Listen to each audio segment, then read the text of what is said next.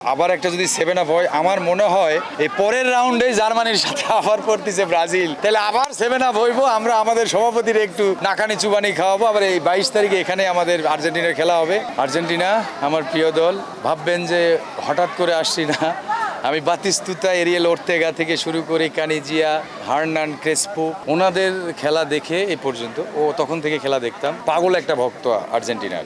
হ্যাঁ, তবে এই 7 আপের কথা বলি না। আমাদের সভাপতি ক্যান্ডিডেট জয় চৌধুরী, ও হচ্ছে ব্রাজিলের সাপোর্টার। তো আবার একটা যদি 7 আপ হয় আমার মনে হয় এই পরের রাউন্ডে জার্মানির সাথে আবার পড়তেছে ব্রাজিল, তাহলে আবার 7 আপ হইবো। আমরা আমাদের সভাপতির একটু নাকানি চুবানি খাওয়াবো। আবার এই 22 তারিখে এখানে আমাদের আর্জেন্টিনার খেলা হবে।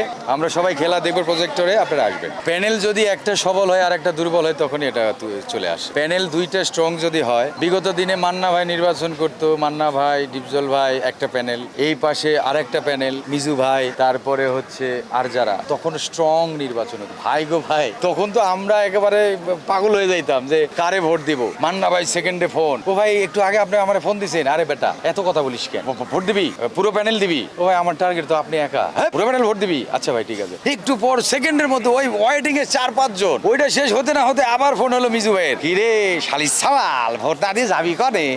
এই যে ফিলিংসটা, মানে আমরা একদম মানে ওই যে সিল মারতে গিয়েও মানে একটু কাঁপাকাঁপি শুরু হয়ে যায়, মানে শরীর কাঁপতো আমাদের যে কি করবো, শালা এই লোকটা এত প্রিয়, কি করবো, এই সময় নিতাম। এই আবার এখানে বাইরে থেকে আবার হইতো, এই বেটা চিকনালি এত সময় লাগে তোর? ভাই একটু খারান ভাই, চিন্তা করতেছি। এই যে চিন্তাটা আনতে হবে, চিন্তাটা থাকতে হবে। দুই প্যানেল স্ট্রং না হইলে আমরাও আসলে লেজে গোবরে ভোট দিয়ে আসি, যা ইচ্ছে তাই ওই জন্য দুইটা প্যানেল স্ট্রং। তো দুইটা প্যানেল আমাদের স্ট্রংই তো ভোট। এখানে আরমান ভাই মুক্তি, তারপরে এখানে হচ্ছে শিবাশানু ভাই, জয়, এছাড়াও যারা আছে। তবে এখানে টিন এজ বেশি।